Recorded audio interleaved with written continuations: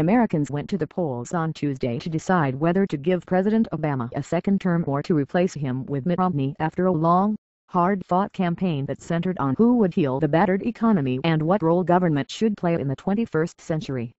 From makeshift voting sites in East Coast communities devastated by Hurricane Sandy to the more typical voting booths set up in school gyms, libraries and town halls across the rest of the country, people began lining up before dawn to cast their ballots, collectively writing the ending to a bitter, expensive presidential campaign in which the candidates, parties, and well-heeled outside groups were on pace to spend some $2.6 billion.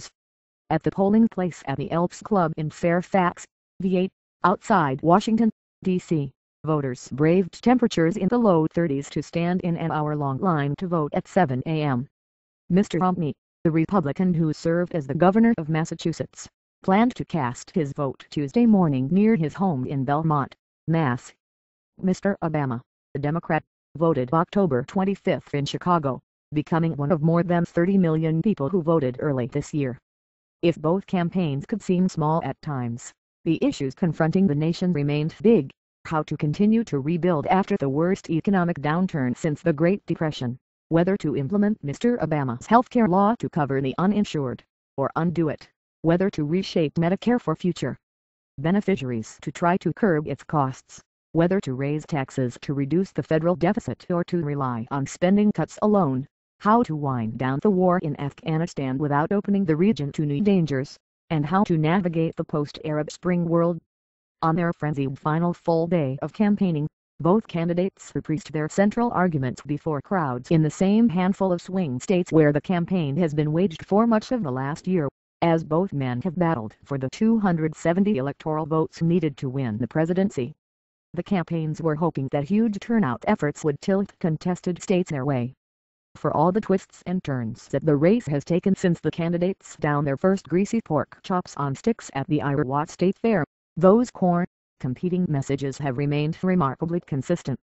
Mr. Obama reminded the crowd in Cincinnati on Monday how bad things were when he took office, listed his achievements and argued that he has more work to do. In 2008 we were in the middle of two wars and the worst economic crisis since the Great Depression, Mr. Obama said. Today, our businesses have created nearly 5.5 million new jobs. The American auto industry is back on top. Home values are on the rise. We're less dependent on foreign oil than at any time in 20 years. Because of the service and sacrifice of our brave men and women in uniform, the war in Iraq is over. The war in Afghanistan is coming to a close. Al-Qaeda has been decimated. Osama bin Laden is dead. We've made progress. Mr. Romney told the crowd in Lynchburg, VA, on Monday that the country needs a new direction after Mr. Obama. He's tried to convince you that these last 4 years have been a success, he said.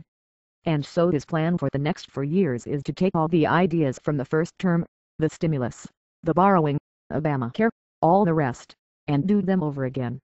He calls that forward. I call it forewarned. The same course we've been on won't lead to a better destination. The same path means $20 trillion of debt at the end of a second term. It means crippling unemployment continuing for another 4 years. It means stagnant take-home pay. It means depressed home values. And of course, it means a devastated military. But at times the campaign has been as notable for what was left unsaid as for what was said. Both men seem to avoid speaking of some of their biggest legislative achievements. Mr. Romney rarely invoked the healthcare law he enacted as the governor of Massachusetts, which was a model for Mr. Obama's healthcare law which many Republicans derided as Obamacare and which Mr. Romney has vowed to repeal. And Mr. Obama, for his part, rarely spoke about the $787 billion stimulus bill he signed early in his term, which used a combination of tax cuts, aid to states and infrastructure spending to try to bolster the economy, but which was seen as insufficient by some liberals and as inefficient by some conservatives. For all the clear differences between the two men, they were both somewhat hazy about their plans for the next 4 years. Mr. Romney called for cutting income tax rates across the board by 20% while offsetting the lost revenue by eliminating tax breaks, but failed to specify which ones, even after some nonpartisan groups questioned whether it was mathematically possible for him to achieve all his goals. He called for overhauling the Medicare system so that a decade from now, beneficiaries would receive fixed amounts of money from the federal government with which to buy private or public coverage, and even tap Representative Paul D. Ryan of Wisconsin, one of the main proponents of such an approach, as his running mate. But he declined to give details of just how it would work, making it difficult to evaluate. And Mr. Obama did not lay out a detailed agenda for his second term, and instead spoke generally of trying to finish the things left undone in his first term. If he wins, though, he is still likely to face the opposition of the Republicans in Congress who have blocked many of his initiatives. So during the campaign, Mr. Obama has made it clear that he still wants to rewrite the nation's immigration laws, which he failed to persuade Congress to do in his first term. In the course of 3 debates he did not even utter the words climate change, an issue that was thrust to the fore soon afterward when Hurricane Sandy made landfall, destroying parts of the Jersey Shore and flooding Manhattan. As tightly scripted as both campaigns were, there were moments when both candidates were knocked off their messages, sometimes in revealing ways. Mr. Romney's trip abroad over the summer was overshadowed by controversy after he offended his British hosts by publicly questioning whether they were prepared for the London Olympics. Then, there was the release of a secretly recorded videotape that captured Mr. Romney telling wealthy donors that 47% of Americans pay no taxes and see themselves as victims.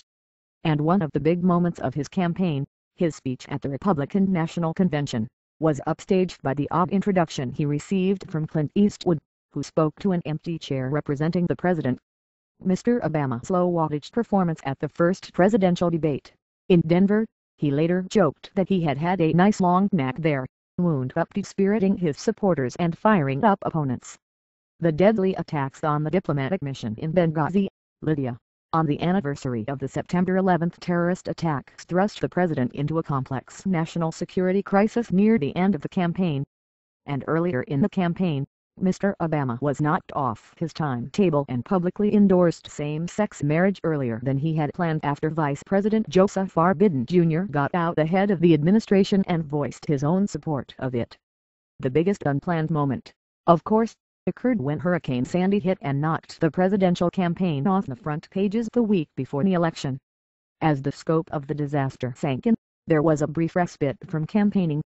Then it resumed, at a more frenetic pace than ever.